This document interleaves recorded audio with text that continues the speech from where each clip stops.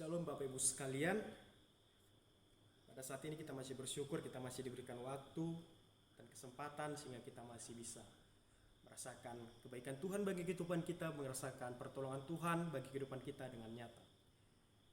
Perkenalkan Bapak Ibu sekalian, nama saya Andre Mesake Benejero Kusungku. Saya merupakan mahasiswa daripada STTBI dan bertempat tinggal di Provinsi Riau. Saya bersyukur atas kesempatan yang diberikan pada saya. Hingga pada saat ini saya masih bisa untuk menyampaikan kebenaran firman Tuhan yang sesuai dengan tema yang diberikan mengenai Ebenezer, berbicara mengenai pertolongan Tuhan. Nah, jika kita melihat dalam Alkitab mengenai Ebenezer ini, muncul di dalam kitab 1 Samuel 7 ayat yang ke-12. Di sana menjelaskan bagaimana pertolongan Tuhan yang nyata bagi bangsa Israel. Kita tahu Bapak Ibu sekalian bahwa bangsa Israel ini merupakan bangsa yang tegar tengkuk, bangsa yang selalu melukai hati Tuhan. Namun Tuhan masih tetap saja mengasihi mereka karena memang Tuhan sudah memilih mereka. Namun mereka tetap saja ketika mereka mendekatkan diri kepada Tuhan, mereka kembali melakukan dosa yang sama kepada penyembahan berhala, penyembahan Baal. Hingga pada saat itu ketika mereka berhadapan dengan bangsa Filistin, mereka menganggap sepele. Mungkin mereka menganggap ketika mereka membawa tabut perjanjian itu, mungkin mereka merasakan bahwa ketika saya membawa tabut perjanjian ini, kita akan menang, kita pasti menang. Namun Bapak Ibu sekalian, karena mereka pada saat itu posisi kehidupan mereka masih dalam menyembah dewa-dewa Baal, seperti yang kita ketahui ketika kita baca perikop tersebut. Nah, disitulah Tuhan membuat bangsa tersebut kalah hingga tabut perjanjian itu dibawa oleh bangsa Filistin. Hingga pada beberapa waktu kemudian mereka mengalami ancaman, tekanan, kesulitan yang besar di mana bangsa Filistin ingin menyerang mereka. Mereka ingin lagi melakukan peperangan. Namun yang kita tahu Bapak Ibu sekalian bahwa Nabi Samuel memiliki peran penting di mana Nabi Samuel menegur keras bangsa Israel, memerintahkan bangsa Israel supaya berbalik kepada Tuhan, meninggalkan dewa-dewa Baal. Namun karena mereka memang sudah mengalami titik-titik yang terendah, titik-titik kesulitan yang besar dalam kehidupan mereka, hingga akhirnya bangsa Israel mengakui kesalahannya, berseru kepada Tuhan, mengakui dosanya, dan meminta kepada Nabi Samuel untuk berdoa bagi mereka agar Tuhan tolong, agar Tuhan menyelamatkan mereka. Ada banyak cara Tuhan yang ingin Tuhan pakai bagi kehidupan kita untuk memberikan pertolongannya bagi kehidupan kita. Sama seperti bangsa Israel ketika mereka sudah berseru bermohon kepada Tuhan, mengaku dosa mereka, meninggalkan dewa-dewa Baal yang mereka sembah. Akhirnya Tuhan memakai caranya tersendiri, memakai tindakannya sendiri untuk mengangkat bangsa Israel, memenangkan bangsa Israel.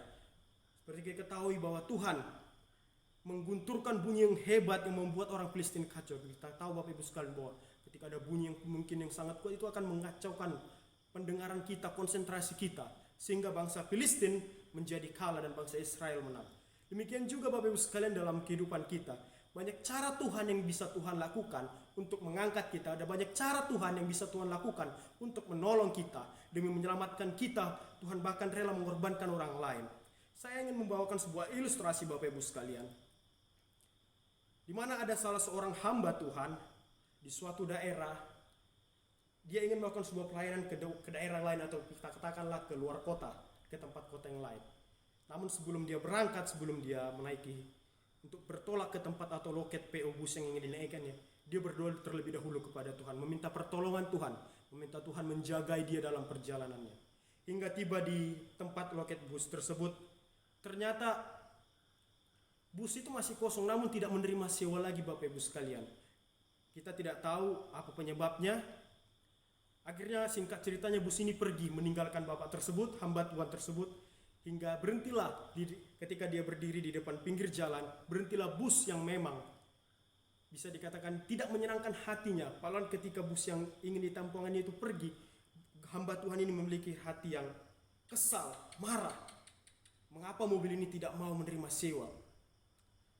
Akhirnya bus yang tidak disenangi dia, akhirnya berhenti depannya tanpa di stop oleh bapak tersebut, tanpa di stop oleh hamba Tuhan itu tersebut. Bus tersebut berhenti dan menawarkan untuk membawa bapak tersebut ke tempat tujuannya. Dalam hati bapak tersebut merasa berat memang untuk menaiki bus tersebut. Namun karena melihat jam dan juga melihat mobil-mobil bus yang lain akan lama lagi datang untuk lewat dari tempat tersebut, akhirnya dengan berat hati, dengan hati yang kesal, amarah, bapak tersebut menaiki bus yang memang bisa dikatakan jauh lebih baik bus yang pertama daripada bus yang kedua ini. Sangat jauh perbedaannya. Dalam perjalanan Bapak ini masih merasakan kesal. Kenapa lah bus ini tidak mau membawa saya? Kenapa harus bus yang buruk ini membawa saya? Namun beberapa jam setelah melakukan perjalanan, tibalah di suatu tempat dan bus yang ditumpangi Bapak tersebut berhenti. Dan ketika dia melihat keluar dari jendela mobil, melihat situasi saat itu sedang ramai, melihat situasi sekeliling sedang ramai, akhirnya dia bertanya, ada apa gerangan yang terjadi? Akhirnya supir mengatakan bahwa ada mobil bus yang kecelakaan. Ketika Bapak tersebut keluar dan dia melihat bahwa bus yang kecelakaan tersebut adalah bus yang ingin dia tumpangi pada awalnya, bus yang ingin dinaiki pada awalnya untuk mencapai tempat tujuannya. Ketika dia melihat bahwa kerusakan parah yang terjadi pada bus yang mengalami kecelakaan itu, banyak korban jiwa yang harus melayang karena akibat kecelakaan tersebut.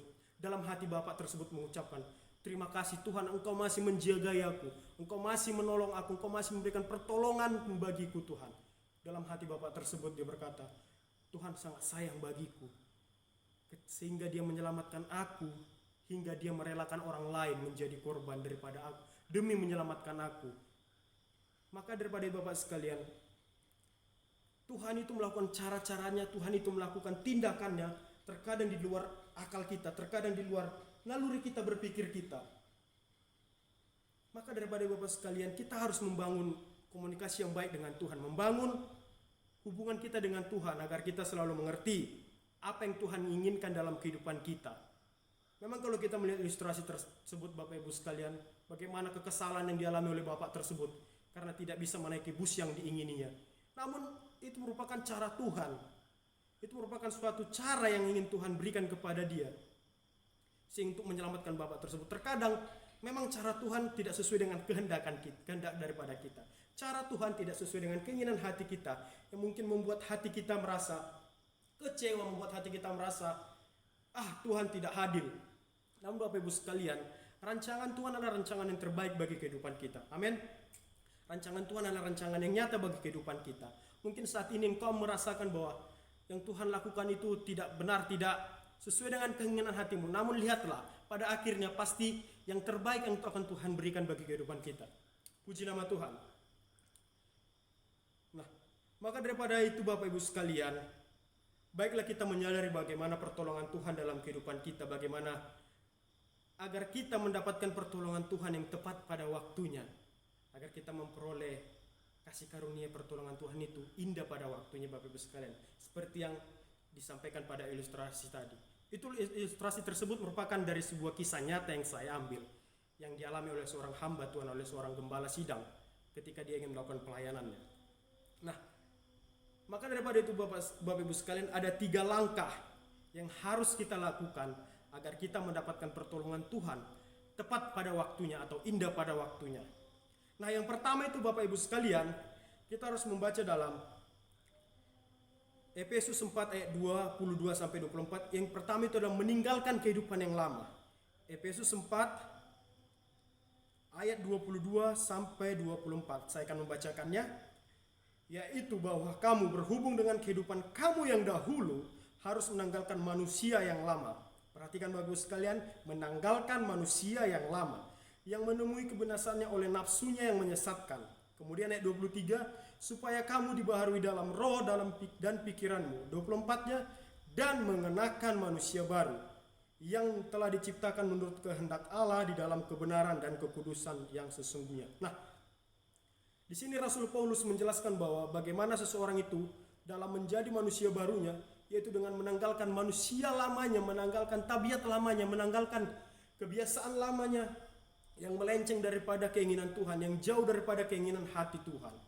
Sehingga ketika kita meninggalkannya, kita harus memang mengenakan manusia baru kita, menanggalkan manusia lama itu bukan hanya berbicara pada waktu tertentu saja, namun ketika kita mengaku menyerahkan kehidupan kita kepada Tuhan, menanggalkan manusia lama kita harus memang mendeklarasikan bahwa Tuhan itu adalah yang terpenting bagi kehidupan kita.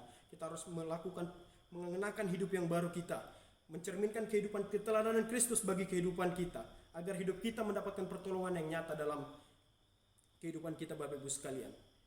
Jika kita melihat dalam 1 Samuel ayat 7 ayat keempat itu, di sana dikatakan ketika didengar orang Filistin bahwa bahwa orang Israel telah berkumpul di Mispa, majulah raja-raja kota orang Filistin mendatangi orang Israel, serta didengar orang Israel demikian, maka ketakutanlah mereka terhadap orang Filistin. Nah, di situ mereka merasakan ketakutan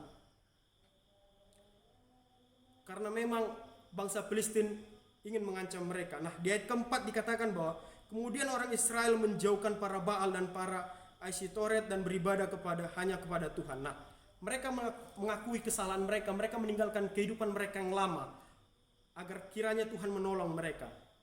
Nanti kita akan melihat bagaimana ayat berikutnya juga, sehingga mereka memang benar-benar mendapatkan pertolongan daripada Tuhan tersebut, Bapak Ibu sekalian. Nah, demikian juga dengan hidupan kita, Bapak Ibu sekalian. Kita harus mampu meninggalkan kehidupan kita yang lama, kita harus mampu meninggalkan mungkin kehidupan yang tidak menyenangkan hati Tuhan, agar kita memang turut berjalan dengan keinginan hati Tuhan, melakukan apa yang Tuhan kehendakkan, mencerminkan Tuhan bagi dalam kehidupan kita. Kita bukan menjadi seorang Kristen yang hanya sekedar Kristen namun tidak bisa memancarkan cahaya Tuhan, memancarkan kemuliaan Tuhan dari kehidupan kita, menjadi teladan bagi banyak orang. Nah, poin yang kedua itu adalah, langkah yang kedua adalah kehidupan yang berserah kepada Tuhan. Nah, Ibrani 4 ayat 16 dikatakan bahwa sebab itu marilah kita dengan penuh keberanian menghampiri tahta kasih karunia, supaya kita menerima rahmat dan menemukan kasih karunia untuk mendapatkan pertolongan kita pada waktunya. Nah, di sini dikatakan bahwa kita harus dengan penuh keberanian menghampiri tahta karunia-Nya, supaya kita menerima rahmat dan menemukan kasih karunia untuk mendapatkan pertolongan yang tepat pada waktunya, Bapak Ibu sekalian. Kita harus menyerahkan kehidupan kita yang penuh kepada Tuhan, berserah penuh kepada Tuhan, memberikan segala beban hidup kita itu mengaku kepada Tuhan, menyerahkan kepada Tuhan, agar kiranya di setiap permasalahan kita itu Tuhan nyata, Bapak Ibu sekalian, pertolongan Tuhan nyata, Bapak Ibu sekalian. Nah, di dalam 1 Samuel yang 7 ayat 5 sampai 6 dikatakan bahwa di sana, lalu berkatalah Samuel, kumpulkanlah segenap orang Israel ke Mispa, maka aku akan berdoa untuk kamu kepada Tuhan. Setelah berkumpul di Mispa, mereka menimba air dan mencurahkannya di hadapan Tuhan. Mereka juga berpuasa pada hari itu dan berkata di sana, kami telah berdosa kepada Tuhan. Dan Samuel menghakimi orang Israel di Mispa. Nah, mereka mengaku kesalahannya, mereka menyerahkan diri kepada Tuhan. Mereka mengakui bahwa selama itu mungkin mereka meninggalkan Tuhan dengan menyembah dewa-dewa Baal pada saat itu. Hingga akhirnya mereka berpuasa, bayangkan sampai mereka berpuasa, Bapak Ibu sekalian, untuk meminta pertolongan yang nyata daripada Tuhan untuk menyelamatkan mereka dari bangsa Filistin. Nah, demikian juga kita, Bapak Ibu sekalian, ketika kita mungkin mengalami permasalahan, kita harus mengoreksi diri kita. Bagaimana kehidupan kita? Apakah kita masih melakukan dosa? Mungkin ketika kita masih melakukan dosa, kita melakukan pelayanan kepada Tuhan atau meminta pertolongan kepada Tuhan, mungkin Tuhan tidak akan menolong. Kenapa? Kita masih melakukan dosa. Hingga nanti tiba pada saat waktunya, kita benar-benar mengakui kesalahan kita dan kita diberikan Tuhan pertolongan yang nyata, Bapak Ibu sekalian. Nah, langkah yang ketiga itu adalah meyakini Tuhan adalah penolong yang sejati. Nah, Ibrani 13 ayat yang ke-6 mengatakan bahwa sebab itu dengan yakin kita dapat berkata, Tuhan adalah penolongku, aku tidak akan takut apa yang dapat dilakukan manusia terhadap aku. Nah, ayat ini mendeklarasikan bahwa hanya Tuhan adalah penolong kita. Tuhanlah satu-satunya Allah yang penolong, yang tidak menginginkan imbalan dari kita. Nah, mungkin saat ini kita merasakan kekhawatiran bagaimana mungkin dalam 1 tahun belakangan ini kita merasakan ketakutan dengan adanya COVID-19 ini. Mungkin kita berpikir pada awal-awal COVID, dapatkah kita melewati hal ini? Dapatkah kita melewati semuanya ini? Namun dengan yakin kita melihat bahwa saat ini ternyata Tuhan masih menjaga kita, ternyata Tuhan masih melindungi kita, ternyata Tuhan masih memberikan pertolongan kepada kita, hingga kita masih diberikan kesehatan, umur yang panjang.